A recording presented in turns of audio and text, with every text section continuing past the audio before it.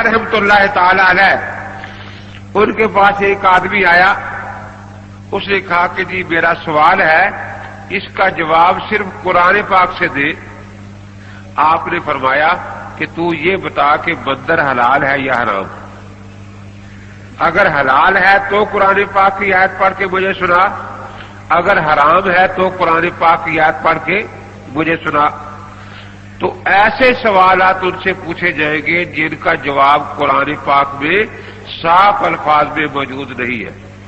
तो उन्हें पता चलेगा कि भाई हम कुरान का नाम ले रहे हैं, लेकिन कुरान के साथ कुरान पाक के बयान की भी जरूरत है, जो खुद अल्लाह ताला ने नाज़िल फरमाया, इन्ना अलैना जमअहु व कुरान फइज़ा क़राअनाहु फत्तबि कुरान सुम्मा इन्ना अलैना बयान। अब देखिए, बात करनी आसान होती है लेकिन अमल करना जरा मुश्किल होता है। कुरान पाक में सारे मानते हैं कि नमाज के कायम करने का हुक्म है, लेकिन आप जितने हजरात बैठे हैं, आप कुरान लेकर बैठ जाएं, जो अरबी नहीं जानते तर्जमे वाला लेकर बैठ जाएं, आप एक रकात नमाज का तरीका जो हजरत पाक पढ़ते थे वो कुरान पाक से निकाल लें। आप नहीं निकाल सकते। ये हालांकि अल्लाह के नबी पाक ने कुरान का ही बयान फरमाया है, लेकिन उसके लिए नबूवत जरूरी है। हम वो आज काम कर सकते नहीं, इसलिए हम सिर्फ सरापा इसमें अल्लाह के पाक पैगंबर के मोहताज हैं। ज़कात का हुक्म कुरान में पढ़ लिया, अब कितनी ज़कात दी जाए, किस हिसाब से दी जाए, कुरान पाक में नहीं। इस इजमाल की तफसील अल्लाह तबारक व तआला के पाक पैगंबर ने अहादीस में फरमाई। हज का हुक्म आ गया, लेकिन सारी दुनिया हज भी करती आ रही है। ये हज का तरीका भी मुतवातर चला आ रहा है, लेकिन हज का ये तरीका इसी कुरान पाक से समझ लेना तफसील के साथ कि अल्लाह के नबी का काम था, हमारा काम। हमारा ईमान यही है कि आपने जो हज का तरीका कुरान पाक से निकाला है, ये कुरान ही का बयान है। अल्लाह ताला ने आपको ये बयान अता फरमाया, इसलिए हम कुरान पाक के समझने में अल्लाह के पाक पैगंबर के मोहताज हैं। ये बात गलत है कि कुरान पाक सिर्फ और सिर्फ लुगत से समझा जा सकता है। इसी तरह एक आदमी कहता है कि मैं फिका नहीं मानता, सिर्फ कुरान हदीस मानता हूं, तो वहां भी यह तरीका होगा कि जिन सवालात का जवाब कुरान हदीस में साफ अल्फाज में नहीं, आप वो सवालात उनसे पूछे। मैं एक गांव में गया, किसी ताजियत के सिलसिले में, कुछ तकरीर वगैरह का प्रोग्राम नहीं था। वहां पहुंचा तो जलसा हो रहा था, गैर मुकल्लिदीन हजरात का बड़ा शोर था कि आज हर मसला कुरान और सियासता से हल किया जाएगा, फीका की कोई जरूरत नहीं, ये उम्मती की बनाई हुई है। मैं गया, 2-3 लड़के कॉलेज के बीए के बुलाए मैंने, उनको समझा के मैंने कहा शरारत नहीं करनी, खामोशी जाके चिट देनी है कि भैंस को अरबी जुबान में क्या कहते हैं, किसको, भैंस को, वो कहेंगे जामूस। उसके बाद लिखना कि कुरान पाक में या सियासता में हमें लफ्ज़ जामूस दिखा दिया जाए कि भैंस हलाल है या हराम। वो कहेंगे तुम शरारत करने आए हो, कि नहीं शरारत करने की ये जरूरत है हमारी, लेकिन पहले ये जरूरत हम फिका से पूरी कर रहे थे। बहती जेवर में पड़ा था कि भैंस हलाल है, आज आपने ऐलान कर दिया कि फिका गलत है, इसलिए आखिर इसके गोश्त की जरूरत है, दूध की जरूरत है, घी की जरूरत है, मक्खन की जरूरत है, लस्सी की जरूरत है। तो ये तो जरूरत है हर घर की। इसलिए हम हाजिर हुए हैं कि चलो कुरान और हदीस से मसला समझ आ जाए, ताकि कोई शक और शुबा बाकी न रहे। अब वो चला गया, उन्हें जाके चिट दी, उसमें लिखा کہ بھینس کو عربی زبان میں کیا کہتے ہیں؟ اس نے کہا جاموس۔ انہوں نے لکھا کہ آپ قرآن کی وہ آیت جس میں لفظ جاموس ہو یا سیاستہ کی وہ حدیث جس میں لفظ جاموس ہو وہ ذرا پڑھ دیں اور پتہ چل جائے کہ بھینس حلال ہے یا حرام۔ جب یہ رکا گیا تو اس نے سپیکر والے کی طرف اشارہ کیا، مولوی صاحب نے جو تقریر کر رہے تھے، کہ سپیکر بھائی ذرا بند کر دو۔ سپیکر بند کر دیا۔ اس نے کہا بھی سچی بات یہ ہے کہ اس بارے میں قرآن پاک اور سیاستہ میں کوئی حدیث نہیں، اور ہم قیاس سے بھینس کو حلال کہتے ہیں۔ اس نے کہا کہ مولانا سچی بات چھپانی چاہیے یا بتانی چاہیے؟ میں بتا تو رہا ہوں کہ اس طرح نہیں، سپیکر کھول کر پہلے 3 دفعہ اعلان کریں کہ ہم اہل قیاس ہیں، ہم اہل قیاس ہیں، ہم اہل قیاس ہیں، اور پھر یہ قیاس ہمیں سنائیں، کیونکہ لوگ سمجھ رہے ہیں کہ آپ اہل حدیث ہیں اور آپ تو نکلے اہل قیاس۔ اس نے پھر پوچھا کہ قیاس میں کوئی علت ہوتی ہے بقیس اور بقیس علیہ کے درمیان؟ تو آپ نے گائے کو کس پر قیاس کیا ہے؟ اس نے کہا کہ بھینس کو کس پر قیاس کیا ہے؟ کہ گائے پر قیاس کیا ہے۔ کہ علت مشترکہ کون سی ہے؟ کہ اس کی بھی 4 ٹانگیں، اس کی بھی 4 ٹانگیں، اس کی بھی 2 آنکھیں، اس کی بھی 2 آنکھیں، اس کے بھی 2 کان، اس کے بھی 2 کان، اس کی بھی 1 دم، اس کی بھی 1 دم۔ دیکھا مولانا اگر قیاس اتنا ہی سستا ہے تو پھر تو آج کتیا بھی حلال ہو جائے گی، کیونکہ یہ مشابہتیں تو وہاں بھی مل جائے گی۔ اب وہ لڑکا کال کا تو شرارت سے آ کے یہ بھی کہہ دیا کہ اس کا مطلب یہ ہے کہ میری بیوی تو نکاح سے میرے لیے حلال ہے، آپ کی بیوی قیاس کی وجہ سے حلال ہو جائے گی یا نہیں؟ اس کے بعد وہ آ گیا۔ میں نے بھیجا تھا کہ تینوں اکٹھے جاؤ، لیکن آنا اکٹھا نہیں، ایک آدمی آ کے جتنی کارروائی ہوگی سنا دے، باقی دیکھیں کہ بعد میں کیا ہو رہا ہے۔ ایک آ گیا ہنستا ہوا، میں نے کہا سناؤ کیا بات ہے؟ کہنے لگا جی انہوں نے اس کو اتار دیا ہے اسٹیج سے کہ تجھے آتا جاتا کچھ نہیں، اتر جا، اور اس نے یہ بتایا ہے کہ ہم قیاس کرتے ہیں۔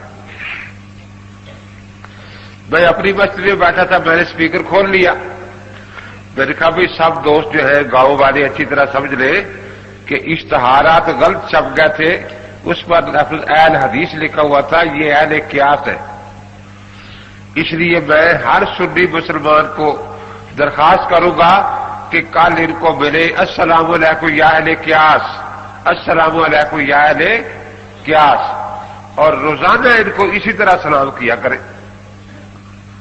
اب وہ بڑے پریشان ہوئے کہ یہ کیا مصیبت آ گئی، یہ تو ہر جگہ مشہور ہو جائے گا، یہ اہل قیاس ہے، اہل قیاس ہے، اہل قیاس ہے۔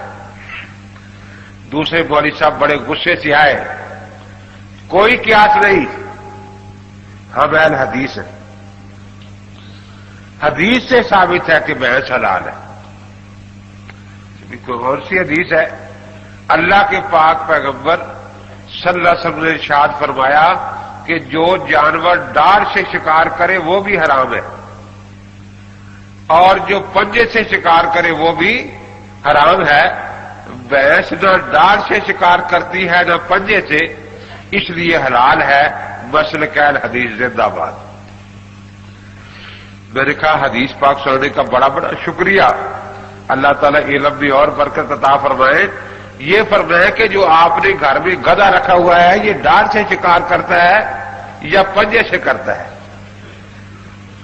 اور اس کی آپ کباب کھاتے ہیں یا نہیں کھاتے؟ اب وہ بڑا منہ کھلایا بیچارہ، اب بار بار کہے ہاں ہاں، بخاری شریف میں ہے کہ جنگلی گدھا حلال ہے، بخاری شریف میں ہے کہ جنگلی گدھا حلال ہے۔ میں کہوں اللہ کے بندو اس کو سمجھاؤ، میں کہتا ہوں بھینس حلال کرو، یہ گدھے حلال کر رہا ہے، اس کو سمجھاؤ کہ بھینس اور گدھے میں فرق ہوتا ہے۔ وہ کہے تو دھوکہ دے رہا ہے، دھوکے باز ہے، میں جنگلی گدھا حلال کر رہا ہوں، گھر والا حلال نہیں کر رہا۔ میں نے کہا گھر والے نے شکار کھیلنا شروع کر دیا ہے، آخر جو تو نے حدیث سنائی اس کے بنا وہ تو حلال ہو گیا، وہ اگر بھینس اسی حدیث سے حلال ہے تو گدھا بھی حلال ہے۔ اس کے بعد دوسرا آ گیا، کہنے لگا جی اس کو بھی انہوں نے اتار دیا ہے۔ اس نے کہا کہ ہم سال میں ایک جلسہ کراتے ہیں، ہر سال تو کوئی نئی مصیبت ڈال جاتا ہے ہمیں۔ پچھلے سال تو کہہ گیا تھا گھوڑا حلال ہے، اور پورے علاقے میں لوگوں نے ہمارا نام رکھ دیا ہے، وہ آ گئے گھوڑا گروپ والے، وہ آ گئے گھوڑا گروپ والے، وہ آ گئے گھوڑا گروپ والے۔ اس سال گدھا حلال کر دیا ہے۔ اچھا جلسہ ہوتا ہے کہ ہر سال کوئی نہ کوئی نئی مصیبت پڑ جاتی۔ اس کے بعد تیسرے مولوی صاحب کھڑے ہوئے کہ بھی سچی بات یہی ہے کہ اس میں ہمارے پاس حدیث نہیں ہے، ہم قیاس کرتے ہیں،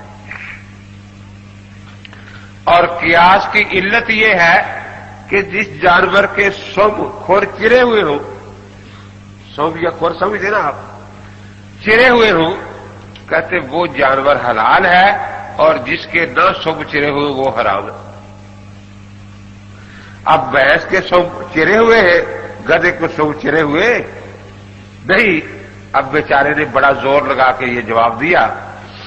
میں نے کہا کہ اللہ کا شکر ہے کہ آپ اہل قیاس ہیں، آپ نے بات سچی کہہ دی، لیکن قیاس کرنے کا طریقہ آپ کو نہیں آتا، وہ ائمہ مجتہدین کو آیا کرتا ہے، جس کا کام اسی کو ساجے اور کرے تو ٹھیکا باجے۔ میں نے کہا اگر یہی علت ہے قیاس کی تو میں درخواست یہ آپ سے کروں گا کہ ساری بھینسیں جو ہے وہ حنفیوں مدرسے میں بھیج دو دودھ کے لیے، اور آپ اپنے مدرسوں میں خنزیرنیاں باندھ لیں، کیونکہ ان کے بھی کھر چرے ہوئے ہوتے ہیں، ان کا دودھ پی لیا کریں خنزیرنی کا۔ کہتے اس کے بعد وہ تیسرا بھی ہنستا ہنستا آ گیا، کہتے جلسہ ختم ہو گیا ہے، اب وہ آرام سے بیٹھ گئے۔ پھر میں نے اپنی بس میں تقریر شروع کی۔ میں نے کہا دیکھو ایسے موقع پر ائمہ مجتہدین کی قدر آتی ہے، اور پتہ چلتا ہے کہ ائمہ مجتہدین دین کو کتنا واضح کر کے بیان فرما گئے ہیں۔ قرآن پاک میں 4 جانوروں کا ذکر ہے، اونٹ، گائے، بھیڑ، بکری۔ ائمہ مجتہدین نے اس سے ایک مشترکہ علت نکالی ہے، جگالی کرنا۔ جگالی کہ جو جانور جگالی کرتا ہے وہ حلال ہے، اور جو جگالی نہیں کرتا وہ حرام ہے۔ اب یہ قاعدہ جو ہے اصول کا، فقہ کا، اس قاعدے سے دنیا بھر کے جانوروں کا حکم معلوم ہو گیا۔ تو فقہ جو کہتے ہیں قیاس اسی کا نام ہوتا ہے کہ اصل میں پہلے قاعدہ کتاب و سنت سے نکالا جاتا ہے۔ تو جیسے حساب کا ایک قاعدہ نکال لے کہ 9 9 81، اب قیامت تک جتنے سوالات اس قاعدے والے ہوں گے اسی قاعدے میں آ گئے نا۔ اب اس قاعدے سے جو جواب نکلیں گے اس کو آپ حساب کا جواب کہیں گے یا سوال نکالنے والے کی ذاتی رائے کہیں گے؟ کیا خیال ہے؟ صرف یوں آپ سر ہلا رہے ہیں، زبان بندی ہے شاید۔ جو حساب کے قاعدے جواب نکلے گا اس کو حساب کا جواب کہیں گے یا ذاتی رائے میری کہیں گے؟ اسی طرح جو جواب کتاب و سنت کے قاعدے سے نکلے گا وہ مجتہد کی ذاتی رائے نہیں ہے، وہ کتاب و سنت کا جواب ہوتا ہے۔ جو یہ کہتے ہیں کہ فقہ مجتہد کی ذاتی رائے ہے وہ ایسی جھوٹ بولتے ہیں جیسے کوئی کہے کہ حساب کا جواب سوال نکالنے والے کی ذاتی رائے ہے، یا صرف ناف کا جواب جو قاعدوں سے نکالا گیا ہے یہ کسی کی ذاتی رائے ہے۔ یہ ذاتی رائے نہیں کہ کل فاعل مرفوع، بلکہ یہ قاعدہ ہے باقاعدہ اکثر ہونا۔